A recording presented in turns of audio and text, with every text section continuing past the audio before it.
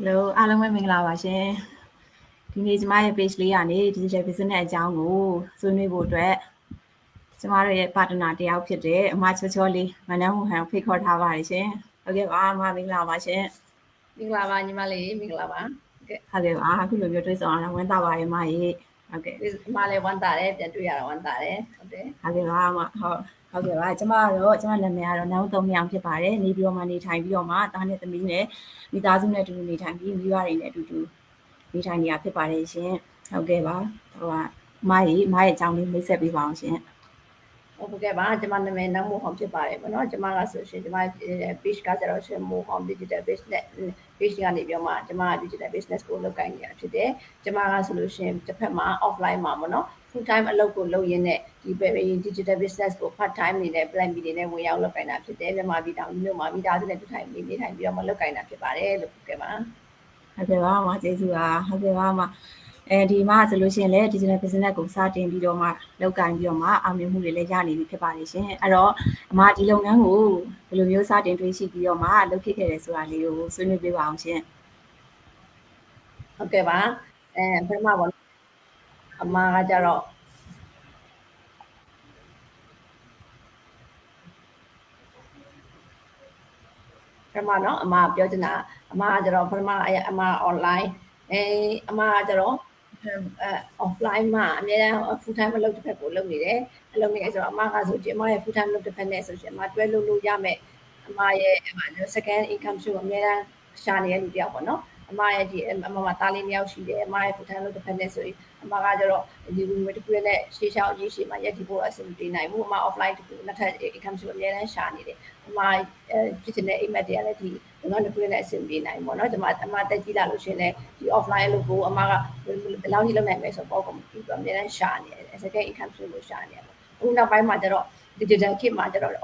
online စီးပွားရေးတအားကိုခေတ်စားလာတယ်ကိုအများ online တွေပဲတောက်လျှောက်ကိုယ်တိုင်ကလည်း online ရဲ့ customer တယောက်ဖြစ်လာတယ်ပေါ့နော် online ကနေသေးဝယ်တယ် online ကနေစားကြတယ်အကုန်လုံးကိုယ်ပဲအဲ့တော့ကိုယ်လည်းစိတ်ဝင်စားတယ် online ကိုလုပ်ချင်တယ်ပေါ့ဒါပေမဲ့အမကကျတော့ online ကိုလုပ်မယ်ဆိုတော့ဒီလိုမျိုးစီးရောင်းရမှာတွေအဲ့လို live အဲ့လိုလုပ်တတ်ပေါ့နော်အဲ့ဒါနဲ့ခါကျတော့ဒီလည်းမရဘူးလည်းမခေါ်တတ်ဘူးဆိုတော့စဉ်းစားလို့လည်းအဆင်မပြေဘူးအဲ့နဲ့နေနဲ့တခြားနောက်တစ်ခါဟောပေါ့ရှားစီဝိုင်းလုပ်လားဆိုတော့စဉ်းစားခါကျတော့အမကတည်းကခီးသွားနေရတယ်ပေါ့ထိုင်တယ်လို့ရှိဘူးသွားလာနေရတယ်အဲ့တော့စီးပွားရေးလုပ်ဝယ်ဆိုရှင်ထိုင်လုပ်ဖို့အတွက်ဆိုတော့မီဒီယာငါးခိုင်ဝန်ထမ်းအဲ့လိုထိုင်တစ်ခုလုပ်ဖို့အတွက်ကမလည်းမျိုးမအဆင်ပြေနိုင်ဘူးရင်းနှီးကိုတက်လိုက်တော့လည်းအမအလောက်ထိမနိုင်ဘူးပေါ့အဲ့လည်းအမဒီလိုပဲနေဖြစ်သွားတာပေါ့နော်ကြာရင်လည်းအခု2021နောက်ပိုင်းမှာကျတော့မတော့ offline online ကိုပို့ပြီးတော့မှ Facebook ကိုပို့သုံးဖြစ်တယ်ပေါ့နော်သုံးဖြစ်ခါကျမှကြော်ညာလေးတစ်ခုတွေ့ရပေါ့2022ဒီချိန်လောက်မှာပဲတွေ့ဖြစ်တယ်တွေ့လိုက်ခါကျတော့အမကကြော်ညာလေးတစ်ခုတွေ့တယ်အဲ့လို online မှာပေါ့နော်တကယ်ဗလဲ digital business တစ်ခုစိတ်အားစိတ်ဝင်စားသွားတယ်ကျွန်မအမတို့ရဲ့ coach ဖြစ်တဲ့ coach အလွန်တရဲ့ကြော်ညာကိုတွေ့သွားတယ်ပေါ့နော်အဲ့နဲ့လူခေါ်ကြမလို့ဈေးရောင်းကြမလို့တကယ် live chain business ဖြစ်တဲ့ကိုပဲတော့ပါတယ်ကိုခီးသွားတယ်လုပ်လို့ရတယ်ပေါ့နော်ဖုန်းတစ်လုံးရှိရင် internet ရှိတဲ့နေရာတိုင်းမှာလုပ်လို့ရတယ်ဆိုတော့အရင်အောင်စိတ်ဝင်စားပါတယ်ဒီလိုတော့အမတစ်ချက်ကိုလေ့လာတယ်ဝင်လေ့လာတယ်ပေါ့နော်အမတိကျဝင်ကြည့်တယ်ဆမိုင်း page တွေလည်းဝင်ကြည့်တယ်ဝင်ကြည့်တဲ့အချိန်မှာကျတော့ပထမဆုံးကအမတွေ့တဲ့အချိန်မှာအဲ့တော့ဒီမှာလုပ်တဲ့တိတ်မရှိသေးဘူးတော့အမဒီလုပ်ငန်းဆိုရှင်ဟွာပြီးမှလုပ်လို့တိတ်အဆင်ပြေသေးပါလေဆိုပြီးအစိတ်ကိုပြန်လျှော့လိုက်တာပေါ့နော်အဲ့လိုနေနဲ့နိုဝင်ဘာဒီဇင်ဘာလောက်မှာမခိုင်ဘူးလေဆမလေး interview ကိုတွေ့တော့အရန်ကိုဝမ်းသာသွားတယ်ကိုမပြီးမှလို့ဆိုတော့ကိုအားရှိသွားတာပေါ့နော်အရန်ကိုအားရှိသွားတယ်အဲ့မှာချက်ချင်းပဲဆမခိုင်မှုစီပြန်ဆက်သွယ်တယ်ပြန်ဆက်သွယ်ပြီးမှအဲ့မှာပြန်ပြီးမှပြန်လေ့လာတယ်ပေါ့နော်အဲ့ခါကျပြီးတော့မှဒီထဲဝင်တီးအောင်$149သွင်းလိုက်ပါဆို$149ချက်ချင်း action ယူပြီးချင်းတွေ့ပြီးမှအမလုပ်ဖြစ်သွားတယ်ပေါ့နော်တကယ်စပြီးမှ ID business ID ရတာကတော့ဒီ2023 January လမှာစပြီးမှဒီလုပ်ငန်းကို ID နဲ့လုပ်ငန်းသွားတာဖြစ်ပါတယ်လို့ဟုတ်ကဲ့ပါနော်ဟုတ်ကဲ့ပါကျေးဇူးပါဟုတ်တယ်ဒီလုပ်ငန်းဆိုလို့ရှိရင်တော့100% online နေလောက်ရတဲ့လုပ်ငန်းဖြစ်တယ်ပေါ့နော်ကျမဆိုလို့ရှိရင်လည်းအဲ့ဒါကြောင့်မလို့လုပ်ဖြစ်သွားတာမှာကြီးဘာဖြစ်လို့လဲဆိုတော့ကျမကလည်းဟိုသားတယောက်သမီးတယောက်ရှိတယ်လीအဲ့တော့သူတို့ကိုအကြောင်းပို့ရတယ်အကြောင်းကြိုရတယ်ပြီးတော့မိသားစုအိမ်မှုကိစ္စတွေနဲ့ဒီဟာနဲ့ပဲလीသူတို့အတွက်ပဲအချိန်တွေအကုန်လုံးရင်းနှီးမြှုပ်နှံထားတဲ့အတွက်ကြောင့်ကျမကဆိုလို့ရှိရင်တခြားလုပ်ငန်းတွေလုပ်ဖို့အတွက်လုံးတော့လုံးချင်တယ်ပေါ့မှာရဲ့လုံးနိုင်မှုဟာအဆင်မပြေဘူးပေါ့နော်အဲလုပ်ငန်းတွေဘက်ကိုသွားတယ်ဆိုလို့ရှိရင်ကျမကလေးတွေဘက်မှာတင်ဟင်းတော့မှာပြီးကြတော့ကျမကိုဝိုင်းပြီးတော့သူများလိုကိုပန့်ပိုးပေးမယ်ကျမကိုဟိုပေါ့ကိုကွဲမရှိဘူးပေါ့နော်ကလေးတွေကိုကြည့်ပေးမယ်အကြောင်းကြိုးကြောင်းပို့ပေးမယ်လူမရှိဘူးအဲ့ဒါကကြတော့ ကိုပဲသူတို့နဲ့အချိန်ကုန်လာဆိုတော့ကျမအချိန်နေတောင်တော်တော်ပေါ့နော်သူတို့အတွက်ပဲအကုန်လုံးရင်းနှီးမြှုပ်နှံထားပြီးတော့မှစီးပွားရေးဆိုတာကိုလုံးချင်နေမဲ့မလုံးနိုင်ဘူးပေါ့နော်အဲ့တော့online ပေါ်မှာလောက်ရတဲ့လုပ်ကလေးရှာကြည့်ရခါကျတော့လည်းအဆင်မပြေဘူး online shopping ဆိုလို့ရှိရင်လည်းကိုကကုန်ပစ္စည်းတွေလည်းရင်းနှီးရအောင်မယ်ဟိုတိုးလောင်ထားရအောင်မယ်ပြီးရောင်းရအောင်မယ်ပြီးကြလို့ရှိရင်အမှားလည်းမလုပ်နိုင်ဘူးဟုတ်တယ်လုံးနိုင်ဘူးပြီးကြတော့ तू ကလေပြောတော့ဒါလွယ်တာเนาะညီမလေးလာကြည့်ရခါကျတော့ဟိုဒီလိုမျိုးလွင့်ပြီးတော့ရောင်းပြီးလို့ရှိရင်ကိုတယောက်ထက်နဲ့မပြီးသွားဘူးမပြီးသွားပဲနဲ့ပစ္စည်းပို့ရအောင်မယ်ဘာရအောင်မယ်ဒါအဲ့လိုမျိုးပါလေအရင်များတဲ့ခါကျတော့အဲ့ဒါဆိုလို့ရှိရင်လည်းဟိုအကြောင်းပြချက်ကမလုံးနိုင်ဘူးပေါ့နော်အဲ့ဒါလုပ်ခဲ့လို့ရှိရင်ကလေးတွေအတွက်ကအဆင်မပြေပြန်ဘူးအချိန်ကအဲ့လောက်မပေးနိုင်ပြန်ဘူးဆိုတော့မဖြစ်ဘူးနိုင်ဘူးပေါ့နော်ဒီလိုနဲ့ပဲဟိုလေ့လာရင်ဟိုစောင့်ကြည့်နေ line ပေါ်မှာဘာတွေ့လဲဆိုတော့ညီမမခိုင်ငွေကြော်ညာလေးတွေ့ပြီးတော့လေဒီလိုလုပ်လို့ရတယ်ဟိုလောက်ဆရာဈေးရောက်ဆရာလည်းမလိုဘူးအဲ့လိုမျိုးပေါ့နော်ဟုတ်တယ်ဒီရောက်ကြမလို့ internet လေးရှိအောင်နဲ့ laptop လေးရှိအောင်နဲ့ဖုန်းလေးရှိအောင်နဲ့လုပ်လို့ရတယ်ကွန်ပျူတာလည်းတူလောင်စရာမလိုဘူးဆိုတဲ့အခါကျတော့အရင်စိတ်ဝင်စားသွားတယ်ကိုနဲ့တင့်တော်ပါလားပေါ့နော်ကလေးတွေအတွက်ကိုအချိန်အများကြီးပေးထားပြီးတော့မှဒီလောက်ကလေးတရက်ကိုအချိန်ငယ်ငယ်လေးပေးအောင်နဲ့လုပ်လို့ရတယ်ဆိုတော့ဒါဆိုလုပ်နိုင်တာပေါ့နော်အဲ့လိုမျိုးပေါ့အိမ်မှာနေတဲ့မိခင်လေးအချိန်တရက်ကို1နာရီ2နာရီပေးအောင်နဲ့လုပ်လို့ရတယ်ဆိုတော့မှညီမတို့အတွက်ကလေညီမတို့လူမိခင်တွေအတွက်ကအရင်အဆင်ပြေတယ်ပေါ့နော်ပြီးတော့ဒီလိုမျိုးဆိုရင်လည်းညီမတို့လိုဟိုအပြင်ထွက်မလုံနိုင်တဲ့သူအမျိုးအပြင်တချို့ကြောင့်လည်း full time လုပ်နေတယ်အမားဆိုလို့ရှိရင်လည်း full time လုပ်တစ်ခုလုပ်ပြီးတော့မှဒီဟာကိုplan B နေနဲ့အဲ့လိုမျိုးလုပ်တာအဲ့လိုမျိုးလူတွေလည်းအဆင်ပြေတယ်ဆိုတော့အရန်အောင်ကောင်းမွန်တယ်လုပ်တာအမရေနော်ဟုတ်တယ်ဟုတ်တယ်ရမ်းတယ်အဲ့တော့လူတွေကောင်းမွန်တယ်ဆိုတာအမနည်းနည်းလေး digital business ဆိုတာအကြောင်းလေးကိုနည်းနည်းလေးဝေမျှပေးပါအောင်ဆွေးနွေးပေးပါအောင်အမရေဟုတ်ပြီအမ digital business မှာတော့အမတို့အရင်ကသိထားတဲ့ online shopping နဲ့တရားနဲ့ပါခွာလဲပေါ့နော်အမတို့ကသိရတော့ပထမလည်းအမလည်းဒီအရင်ဟာတွေနဲ့တူသလားပေါ့နော်နောက်ခါကျထဲထဲဝင်လေးလာလိုက်မှာကိုယ့်ရဲ့လုပ်ငန်းကြောင့်ဒီလိုနဲ့သိတယ်။ဒါဆိုအမတို့လဲဆိုတော့အဓိက marketing လုပ်ငန်းကိုပဲလုပ်ရတယ်။ဘာလုပ်ရတာလဲဆိုတော့အဓိက social media platform ရဲ့အားတွေပေါ့နော်အားတွေကိုယူတယ်အဓိကဟိုပေါ့social media platform ဆိုတော့ကျတော့ Facebook ရော TikTok ရော YouTube တွေ Instagram ကိုယ့်နိုင်ငံပေါ်မှာကိုယ့်နိုင်ငံမှာမူတည်ရပေါ့ကိုယ့်မြန်မာပြည်မှာဆိုတော့ Facebook ကအဓိကဆိုရင် Facebook မှာကြော်ညာတယ်။ကြော်ညာပြီးတော့အဲ့ဒီပြီးတော့ကျွန်မတို့ကကိုယ့်ရဲ့လုပ်ငန်းအကြောင်းကိုယ့်ရဲ့ business model အကြောင်းကိုယ့်ရဲ့ရလက်တွေ result တွေကိုယ့်ရဲ့ personal daily activity တွေနဲ့ကိုယ့်ရဲ့ personal planning နဲ့ကိုယ့် own idea နဲ့ကြော်ညာရတဲ့လုပ်ငန်း marketing လုပ်ငန်းပဲလုပ်ရတယ်ပေါ့နော်။နောက်ပိုင်းကျတော့ကျွန်တော်နောက်ပိုင်းကအမတို့ကနောက်ပိုင်းမှာအမတို့ဟိုအပြေဝထောက်ပံ့ပေးတဲ့ system မှာရှိရခက်ခဲပိုင်းတွေ system မှာလုပ်သွားတယ်အမတို့က just marketing ကိုပဲလုပ်ပေးရတယ်ပေါ့နော်။အဲ့ marketing ကိုအမတို့က 10% လုပ်ရတယ်အဲ့ 10% ကိုပြီးတော့ဟိုကြိုးစားပြီးလုပ်ရတယ်ပေါ့နော်အဲ့မှာကိုကြိုးစားတယ်ကိုယ့်ရဲ့ကြော်ညာလေးကိုသူများတွေ့တယ်ဆိုလို့ရှိရင်စိတ်ဝင်စားတယ်မေးတယ်လားဆိုရှင်စိတ်ဝင်စားတယ်ပေါ်တင်ချလေးရှင်းပြတယ်ဘာလုပ်တယ်ဘာလုပ်တယ်တခြားရှင်းပြတယ်ပေါ့အဲ့လိုအဲ့ကိုလာမေးရမိတ်ဆွေရတကယ်လို့လုပ်ချင်တယ် business ကိုလုပ်ချင်တယ်ဆိုတော့ကျွန်တော်တို့ကသူ့ရဲ့ business idea နဲ့အထိ business setup ဖြစ်တဲ့အထိကျွန်တော်တို့အကုန်လုံးစဆုံးကူပြီးပေးရတဲ့လုပ်ငန်းပဲလုပ်ရတာပါလို့ဟုတ်ပဲနော်အဲ့ဒါလေးပဲလုပ်ရတာဟုတ်ကဲ့ပါအမအခုဆိုလို့ရှိရင်ဒီ online နဲ့ကင်းတဲ့လူဆိုတာမရှိဘူးလေမနော်ပြီးတော့ social media ဆိုတာလည်းဟို social media နဲ့ဟိုဝေတဲ့လူဆိုတာဟိုခုခေတ်ကြီးမှာအရန်ရှားပါတယ်အဲ့အမှန်ဟိုကဆိုတာညီမဆိုရင်တော့မှဒီလုပ်ငန်းကိုမတွေ့ခင်တော့မှဆိုရင်လည်းအားရှိဒီဟိုကကြည့်တယ် social media YouTube ဆိုလည်းကြည့်တယ် Facebook တွေသုံးတယ်အဲ့လိုမျိုးပေါ့နော်အလကားကြီးသုံးနေမယ်အစားဒီလိုမျိုးလေးဒီဟာတွေသုံးရင်းနဲ့ဒီပေါ်မှာပဲကျမတို့ပုံမှန်အတိုင်း post တင်တာမျိုးလေးတွေကြော်ညာလောက်တာလေးတွေဒီလိုမျိုးလေးတွေလုပ်ရင်းနဲ့ပဲစီးပွားရေးတစ်ခုတီထောင်နိုင်တယ်ဆိုတာနည်းတဲ့အခွင့်အရေးမဟုတ်လေမှာနော်အဲ့အကြောင်းကိုဆိုကကြတော့လေနည်းနည်းလေးဟိုဖြစ်ကြတာပေါ့ကြော်ညာဘလို့လဲမသိဘူးဘာလို့ဆိုတော့အရန်ခက်ခဲတဲ့လုပ်ကြီးမဟုတ်ပါဘူးလို့ဒီလို social media တွေသုံးပြီးတော့မှဒီ social media platform တွေပေါ်မှာပဲကြော်ညာပေးရတဲ့လုပ်ငန်းဖြစ်ပါတယ်အဲ့တော့လုံးဝမှာလည်းဟိုမခက်ခဲပါဘူးကျမတို့ရဲ့ training site ထဲမှာအကုန်လုံးဟိုတင်ကြားပေးထားပါတယ် video base နဲ့ပေါ့နော်အကုန်လုံးနားလည်အောင်အခုဆိုလို့ရှိရင်ကျမတို့ training site ထဲက video တွေဆိုလို့ရှိရင်အရင်တော့ဆိုရင်လေနော်ကျမတို့မြန်မာလိုမသိအောင်အင်္ဂလိပ်လိုကြည့်ရတယ်အခုဆိုလို့ရှိရင်ကြည့်တယ်ဆိုလို့ရှိရင်လူစာတန်းမှာကျမတို့မြန်မာစာတန်းထိုးနဲ့ကြည့်ပြီးတော့ live လုပ်ရတယ်ဆိုတော့အရန်အောင်လွယ်ကူပါတယ်လို့အဲ့လိုမျိုးတွေကျမတို့လုပ်ရတဲ့ခါကျတော့အဲ့လိုမိပညာသစ်တွေလည်းအများကြီးတိုးလာတယ်ပေါ့နော်အဲ့တော့စီးပွားရေးတစ်ခုတည်းမကဘူးကျမတို့ပညာမှာတိုးလာတာပေါ့နော်ဆိုတော့အရန်ကောင်းတဲ့စီးပွားရေးပါမှာကြီးအဲ့တော့ဟုတ်တယ်ညီမလေးတကယ်ကိုယ်ပိုင်စီးပွားရေးတော့ကိုယ့်ကိုလောက်ရတာလေကိုယ်ပိုင်စီးပွားရေးဆိုတော့ကိုယ့်ဘက်စားပြီးကိုလောက်ရတယ်ဟုတ်တယ်တကယ် on schedule နဲ့တကယ်ကိုလောက်ရတယ်လောက်ပါပဲဆိုတော့ဟုတ်ကဲ့ပါအဲ့တော့ဒီလုပ်ငန်းကိုလုပ်မယ်ဆိုတော့ဘာမှမသိဘူးဟုတ်တယ်မှာအတူတူပဲဟုတ်တယ်ဒီလိုပဲလေးလာပြီးတော့လေးလာမှုစပြီးတော့စပြုပြီးတော့မှကျမတို့တွေဆက်ပြီးတော့လုပ်ကြရတာလीနော်အဲအကြောင်းမျိုးလေးလာရင်ကိုရွေးလေးလာရင်ဒီလေးလောက်ပါဟုတ်တယ်ဟုတ်တယ်အဲ့တော့ဒီလုပ်ငန်းကိုလုပ်မယ်ဆိုလို့ရှိရင်ပေါ့ဘာလိုအပ်မလဲပေါ့နည်းလိုအပ်တာလေးကိုမှနည်းနည်းဆွေးနွေးပြပါအောင် တယ်ဒီလုံးဒီနေ့ဘောအင်တာနက်ဖုန်းရမယ်ပေါ့နော်ကွန်ပျူတာရှိရင်တော့ပိုအဆင်ပြေတယ်အမတို့ system မှာရှိရတဲ့များအဲ system ရဲ့ video page တွေကတော့တော်တော်များဆိုကွန်ပျူတာနဲ့ပို့ပြီးတော့မှလုပ်ရတာလည်းအဆင်ပြေပေါ့ကွန်ပျူတာနဲ့အဆင်ပြေပေါ့နောက်တစ်ခုကတော့အရင်တော့ passport လို့တည်တယ်နော်အခုကျ passport လည်းသိမလို့တော့ပါဘူးမရတယ်အမတို့ဘာလို့လဲ social မြန်မာအမုံတွေကိုလို့ဖြည့်ပြန်ထားတဲ့ဟာဆိုရင်လည်းရပါပြီပေါ့နော်နောက်က bank account ရှိရမယ် bank account ကဘာလဲဆိုတော့အမတို့က commission တွေရလာချင်းပြန်ပြီးမှလွှဲရမယ် bank account ပေါ့ပထမဆုံးတော့ visa card လို့တည်တယ် visa card ကဆိုပြီးတော့ကျမတို့149ဒေါ်လာကိုသွင်းရမယ် visa card လို့တယ်ပေါ့အဲ့ဒါလေးပဲလိုရပါလေလို့ဟုတ်တယ်ပါ internet ရှိတဲ့နေရာပဲမှမဆိုလုပ်လို့ရပါတယ်လို့ဒီမှာဘယ်နေရာရောက်ဘယ်နိုင်ငံရောက်လို့ရပါတယ်လို့ဟုတ်ကဲ့ဟုတ်ကဲ့ပါဟုတ်ပါအမပြောထားတာပြောသွားတာရလိုအပ်တာတွေပေါ့နော်ကျမတို့မှာမလိုအပ်တာတွေကတော့ဘာတွေလဲဆိုလို့ရှိရင်ဟိုပညာရေးချင်းကန့်သက်မထာ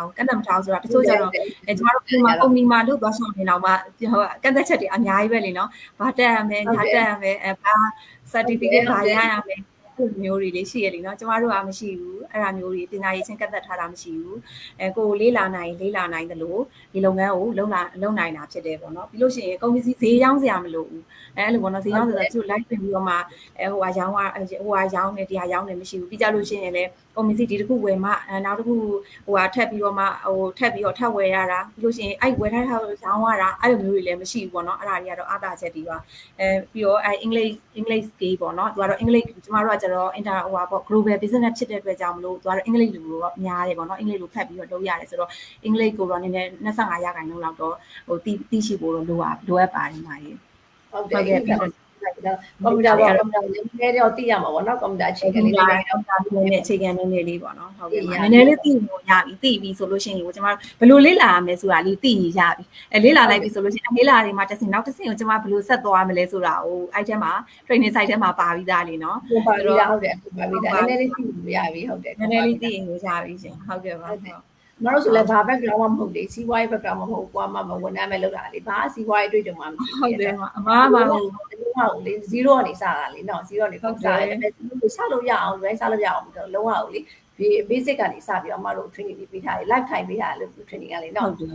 ်ဟုတ်တယ်မ live တိုင်းကျမဆိုလို့ရှိရင်0 background ဆိုတာကျမဆိုလို့ရှိရင်လုပ်ငန်းဆိုတာနဲ့ဝေးกว่าနေတာကျမအိမ်အောင်ကြကြတဲ့အခုဆိုလို့ရှိရင်73နှစ်ရှိပြီဆိုတော့ကျမအလုံးလောက်တာ73နှစ်ရှိပြီပေါ့နော်ဒီတိုင်းထိုင်နေပြီးတော့အဲ့တော့ပိုဆိုးတာပေါ့စီးပွားရေးဆိုတာလည်းဘာမှမသိဘူးအဲ့လိုမျိုးပေါ့နော်ဒီကလေးတွေနဲ့ပဲအိမ်မှာပဲအိမ်မှုကိစ္စဒါပဲဆိုတော့ကျမဟိုလေ့လာမှုတွေလည်းအကုန်လုံးကျမရက်ထားတယ်မှာရယ်စာအုပ်ဖတ်တယ်ပါတယ်ဆိုတော့လည်းပြောမယ်ဆိုလို့ရှိရင်ဟိုစာအုပ်တော့ကိုပြီးအောင်ဖတ်တဲ့ချိန်ဆိုတာကျမမရှိတော့ဖတ်မယ်ဆိုအတွေးလည်းမရှိတော့ဖတ်လည်းအကို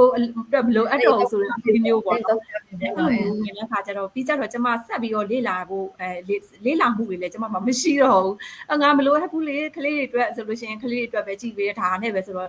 ့လေ့လာမှုဆိုတာလည်းအကုန်ရပ်တန့်သွားတယ်အဲ့လိုမျိုးဆိုတော့ကျမတို့ကလေလုပ်ငန်းဆိုတာနဲ့ပတ်သက်ပြီးအရန်စိမ့်နေစစချင်းတော့နည်းကြောက်တယ်မှာတယ်ညီမစတယ်လုပ်ငန်းနဲ့ထိတွေ့တာမရှိတော့တဲ့ခါကျတော့လုံနိုင်မှာမလားပေါ့အဲ့လိုလူတွေနဲ့ပေါင်းစည်းဆက်ဆံတဲ့ခါမှာရောအဆင်ပြေပါမလားလုပ်ငန်းလုပ်တဲ့ခါအဆင်ပြေပါမလားညီမအစိုးရင်ခဲ့တယ်အဲ့လိုမျိုးလေး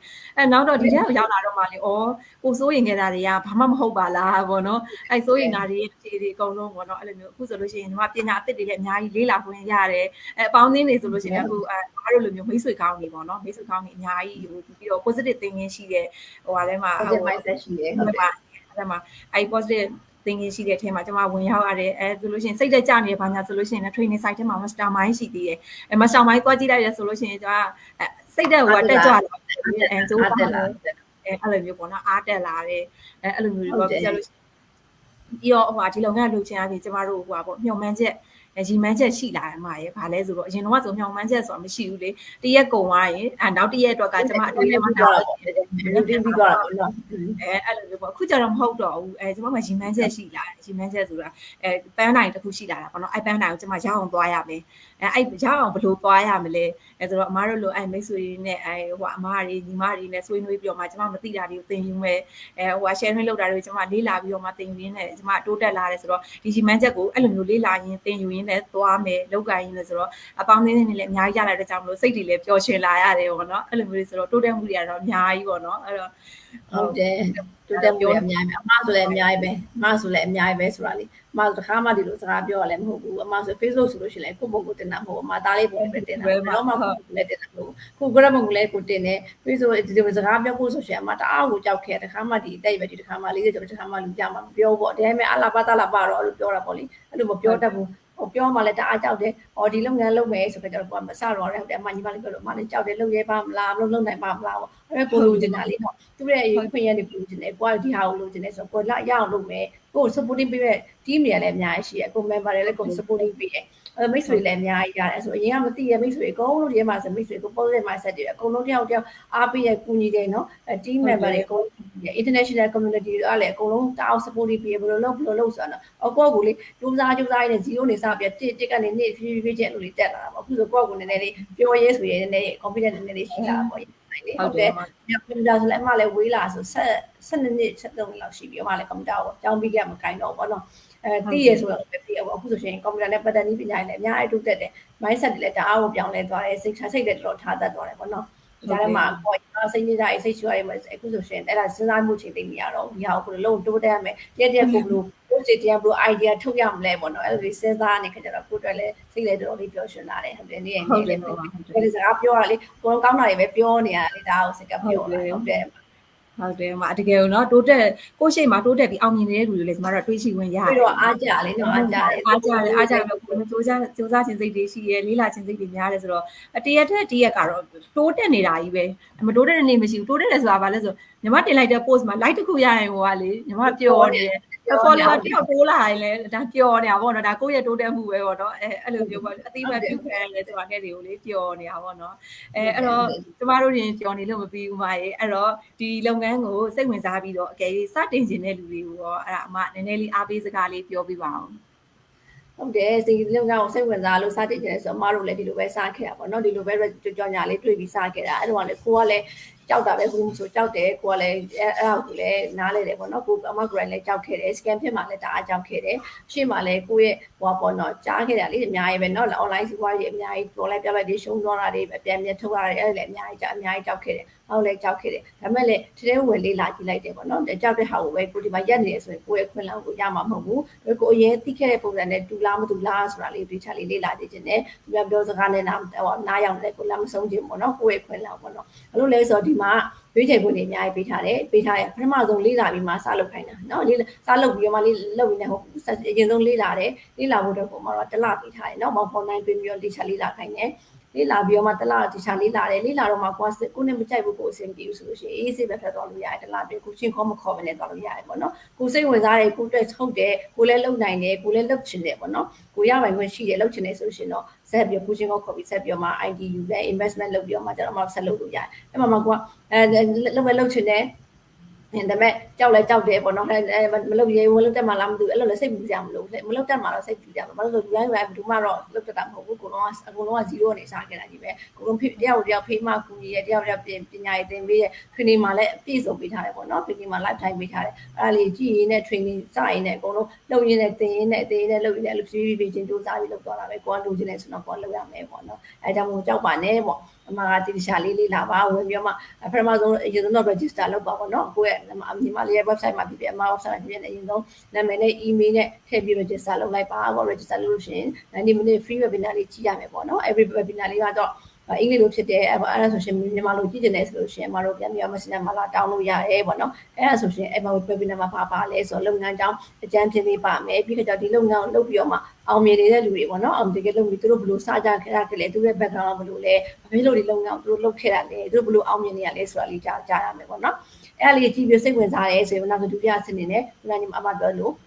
့ထဲထဲဝင်လေးလာတော့$149သွင်းရမယ်နော် Visa က$149သွင်းပြီးမှထဲထဲဝင်လေးလာမယ်အဲ့ဆိုရှင်မတို့ရဲ့လုပ်ငန်းအကြောင်းတွေပေါ့နော်ဒီချာသိရမယ်ဒီလုပ်ငန်းဘယ်လောက်ခိုင်မာမှုရှိတယ်လဲဘယ်နှစ်ရှိတို့ပြောရ49နှစ်ရှိရဆိုတော့ဟုတ်တယ်လားပေါ့နော်ပြောကြောင့်တရားဝင်လုပ်ငန်းဟုတ်တယ်ဆိုတော့ဟုတ်ရဲ့လားအဲဆိုလက်မှတ်တွေရတာဆိုတော့ဟုတ်ရဲ့လားပေါ့နော်ဒီကကြတော့ရှင်အမတို့ရဲ့ဒီမှာရပိုင်ခွင့်တွေရှိလာပြီကော်မရှင်တွေဘယ်လိုရမှာလဲဘယ်လိုတွက်တာလဲပေါ့နော်အမတို့ပြောတဲ့ bonus တွေဘယ်လိုရမှာလဲဒီကကြရှင် business တွေဘယ်လိုရှိမှာလဲတေးချာသိရပြီ ဒီတာသိရပြီအဲ့ဆိုအဲ့မှာတီးတော့မှကိုစိတ်ဝင်စားရဲဆိုရင်ကိုဆက်သွားရုံပဲစိတ်မဝင်စားရဲဆိုရင်လည်းအေးဆေးပြန်ထွက်သွားလို့ရတယ်$149တပြားမှ$1မှအရှုံးမရှိပဲပြန်ထုတ်လို့ရတဲ့လုပ်ငန်းလေးဖြစ်တယ်ပေါ့နော်အဲကြောင့်မို့ဒီချာလေးဝင်လေ့လာပါပေါ့အမကအဲ့လိုမျိုးဖိတ်ခေါ်ခြင်းတယ်ဘာလို့ဆိုလဲအခုခေတ်မှာပေါ့နော်ဟောပေါ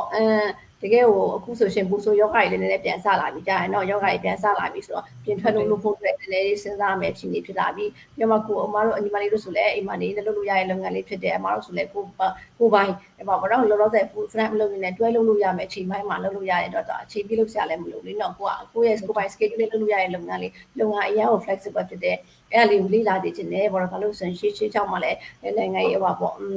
့ရှိကြောင်ဆိုရှင်ကျမတို့ရဲ့ဟိုပေါ့ကိုစီလုံးတွေလည်းပြောလို့မရဘူးလीเนาะတက်လာတိုင်းများတယ်ကိုစာဝန်တွေလည်းစနေအကြောင်းငွေလမ်းကြောင်းတစ်ခုတည်းနဲ့လည်းဘလို့မှအဆင်မပြေနိုင်တော့ဘူးအကြောင်းဒီလုပ်ငန်းကိုစပြီးလေးလာသေးတယ်လေးလာကြည့်လိုက်လို့ရှင်ကိုအတွက်ကျိုးမြတ်ကတော့ရှိမှာပါလို့ကျိုးမြတ်တိလာမှာပါပေါ့เนาะအမအဲ့လိုမျိုးပြောချင်တယ်ဟုတ်နောက်ပြီးတော့အဲဆိုအညီမလေးကပြောဒီဟာတီမော့ရှိတယ်အဲ့ဒီပြည်တည်တယ်တီမော့ကတအားကိုလေအမတို့ကိုယ်ပိုင်စီးပွားရေးမှန်တယ်ကိုယ်ပိုင်စီးပွားရေးလို့ပြီးတော့ကိုယ်တယောက်တည်းစံတော်ဝါနဲ့လောက်ရတာမဟုတ်ဘူးတီမော့အားအများရှိတယ်ဘယ်လိုလုပ်ရမလဲကိုစပိုးလေးတွေအများကြီးပြတဲ့မို့အမတို့ကအောင်မြင်ဖို့ရလဲလွယ်ဘူးလေပြောကိုယ်ပိုင်စိုးတိထွင်ပြီးလောက်ရတယ်လည်းမဟုတ်ဘူးเนาะတီးမှာလေအောင်မြင်ပြီးသားလုပ်ငန်းကိုလိုက်ပြောလုပ်ခံရတာဖြစ်တဲ့ကြောင့်မို့အောင်မြင်ဖို့ရလွယ်ကူပါတယ်လို့စမှာစိတ်မပူပါနဲ့ကြောက်ပါနဲ့လို့စိတ်လာကြည့်ပါလို့အမပြောချင်တယ်ဟုတ်တယ် system လေးเนาะကောင်းမွန်တဲ့ system ပေါ့เนาะအဲ့ system ထဲမှာကျမတို့ဝင်ပြီးတော့မှလောက်ကန်ရတာလीเนาะရှိပြီးသား system ကြီးထဲမှာကျမတို့ကကုမ္ပဏီကြီးရာတိစောက်တာ system ကြီးမှာကျမတို့ကချိတ်ပြီးတော့မှဝင်ရောက်လောက်ကန်ရတဲ့အတွက်ကြောင့်မလို့အရန်ဟိုပေါ့เนาะ standard ရှိရဲ့လုပ်ငန်းဖြစ်တယ်ပေါ့เนาะလောက်ကန်ရတာလည်းလွယ်ကူတယ်အဲ့အတွက်ကြောင့်မလို့ဟိုပေါ့တကယ်ဟိုပေါ့လုံးဖို့ရန်အတွက်လေ့လာနေတဲ့လူတွေနည်းနည်းစိတ်ဝင်စားနေတဲ့လူတွေကိုကျမကပြောချင်ပါတယ်ဟိုကြောက်တာဟုတ်တယ်ကျမကိုချင်းစားတယ်ကျွန်တော်တွေ့တော့မှလေနော်အဲစိုးရင်ခဲ့တယ်ကြောက်ခဲ့တယ်လीနော်အဲ့တော့ညီမတို့ဆိုလို့ရှိရင်ဒီလုပ်ငန်းလုပ်ခဲ့တဲ့လူတွေအကုန်လုံးလိုက်ပြီးလေ့လာတယ်လေ့လာဘယ်လိုလုပ်ရမလဲအဆင့်တစ်ဆင့်ချင်းစီသွားခဲ့ကြတာကြီးပဲလीနော်ဘသူမှဒီလုပ်ငန်းလုပ်နေတဲ့ဘသူမှအဆင့်ကျော်ပြီးတော့မှသွားခဲ့ကြတာမရှိဘူးအဲ့တော့ဒီကျမတို့အဆင့်အတိုင်းပေါ့နော်ဒီဟိုကိုစိတ်ဝင်စားတဲ့လူရဲ့စီမှာwebsite ထဲမှာဝင်ပြီးတော့ register လုပ်တာတော့ထိတ်ဆုံးဆင့်ပေါ့နော်ဒုတိယဆင့်ကတော့149သွင်းရတာပေါ့အဲ့တော့ဒီ149သွင်းတယ်ဆိုတာကလည်းဟိုဟာသူကလေ့လာဖို့ပေါ့နော်ဒ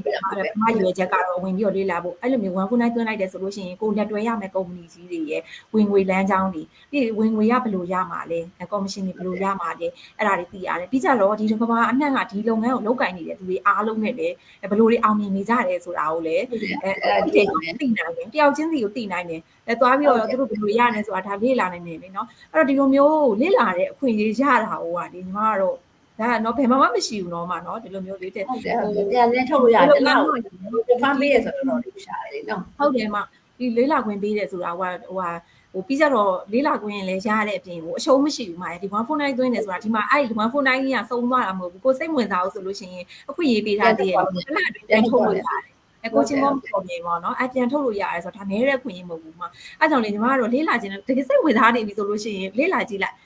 လို့မှဒါမလုံနိုင်ဘူးဘာဘူးဆိုလို့ရှိရင်ပြန်ထုတ်သွားလို့ရတဲ့အတွက်ကြောင့်ညီမကတော့ဝင်ရောက်လေးလာဖို့လေဟိုအားပေးခြင်းတယ်ဘာလို့လဲဆိုတော့ညီမကတော့တခုခုဆိုလို့ရှိရင်ဘောတုတပဲရရလေးနော်ကိုယ့်အတွက်အရှုံးမရှိဘူးဆိုရင်ညီမကလေးလာဖို့တိုက်တွန်းနေတယ်အဲ့လိုမျိုးပေါ့နော်ဆိုတော့ဘယ်လုပ်ငန်းပဲဖြစ်ဖြစ်ဟိုလေးလာပြီးမှလောက်တာအကောင်းဆုံးမှာကိုကိုတိုင်းလေးလာပြီးမှလောက်တာအကောင်းဆုံးညီမတို့အမတို့ကပြောလို့ဒါမှမဟုတ်လဲစကားလည်းလက်မဆုံးနဲ့ပေါ့နော်ပေါ့ကိုပြောလို့လည်းမယုံနဲ့ပေါ့နော်ဟုတ်ဘူးပြောလည်းမဟုတ်ပြပေါ့ကိုကိုစဉ်းစားဖို့ကိုဆုံးဖြတ်ပေါ့နော်အဲ့လိုပြောဟုတ်တယ်အဲ့လိုမျိုးခွင့်ရတာနည်းတဲ့ခွင့်ရမဟုတ်ဘူးမှာအဲ့ဒါကြောင့်လေညီမတို့အကြံပေးခြင်းနဲ့ကိုစိတ်ဝင်စားနေပြီဆိုလို့ရှိရင်ကိုကိုတိုင်းလေးလာပါဘယ်လိုလေးလာရမလဲဆိုတာတွေကိုလာမေးပါညီမတို့တွေကိုလေညီမတို့ရှင်းပြမယ်နော်ရှင်းပြပေးမယ်သိချာရှင်းပြပေးမယ်လမ်းကြောင်းပေးမယ်အဲ့တိုင်းသွားမယ်ခက်ခဲတွေအတွက်လည်းကူညီပေးမယ်ကိုတွေမန်တာတွေကအဆင်သင့်ရှိပြီးသားအဲ့တော့ဒီလေးလာတဲ့စိတ်ကလေးနည်းနည်းအားစိုက်လိုက်ပြီဆိုလို့ရှိရင်ဒါဟိုအောင်မြင်မယ်ဆိုတဲ့လမ်းကြောင်းတစ်ခုကိုမြင်သွားစေချင်တာအမရဲ့ညီမတို့အဲ့လိုမျိုးအဲ့ကြောင့်မလို့ဒီညီမတို့အမတို့ထဲမှာဆိုလို့ရှိရင် register လုပ်ထားတဲ့လူတွေရှိတယ်အဲ့ register လုပ်ပြီးတော့အဲ့ဒီမှာတွေမပြီးသွားဘဲနဲ့ညီမတို့ဗီဒီယိုလေးတွေလာတောင်းကြပါဗီဒီယိုလေးတွေ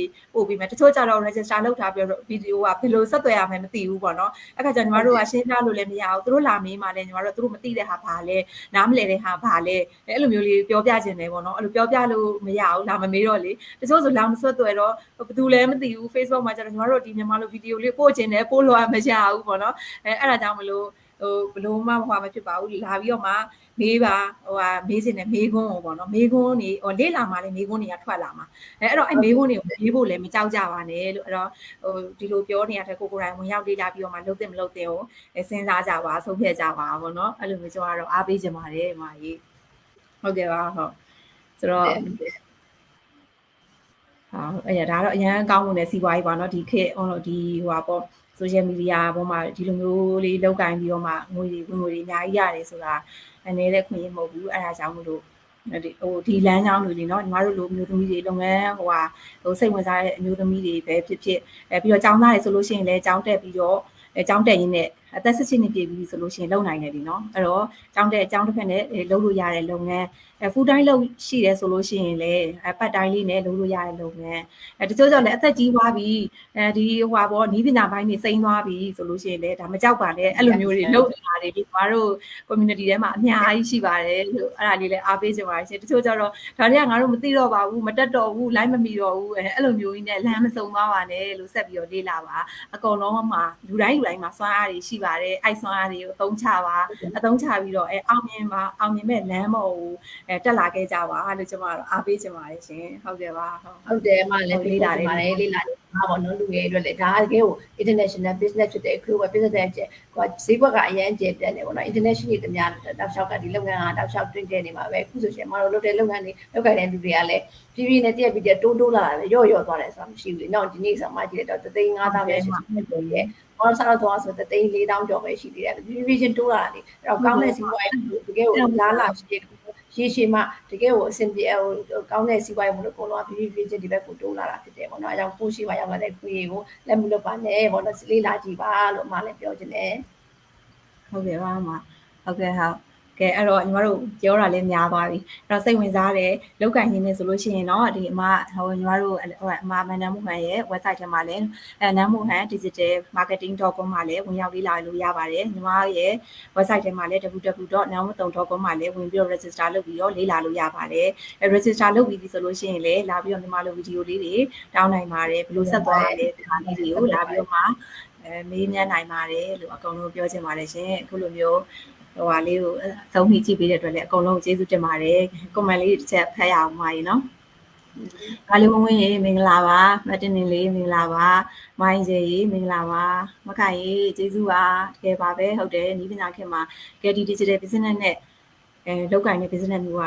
မရှိပါဘူးအရန်အခွင့်အလမ်းကောင်းတဲ့လုပ်ငန်းမှာကျေးဇူးပါမပြန်အားကြတယ်တော့ဟုတ်ရွှေပြည်ဟုတ်ကဲ့ပါလေးလာခြင်းပါတယ်ဟုတ်ကဲ့ကျမ Messenger မှာတွေ့ပါတယ်ရှင်ဟုတ်ကဲ့ Messenger လုပ်ပြီးပြီဆိုလို့ရှိရင်ကျမကိုဆက်ပြီးတော့မှဆက်သွယ်ပေးပါကျမမြန်မာလိုလေးပို့ပေးပါမယ်ရှင်ဝန်ဝါကျေးဇူးပါနင်းရင်းစော်ကြီးကျေးဇူးပါနော်ဟုတ်ကဲ့ပါကဲအားဆိုရင်ညီမတို့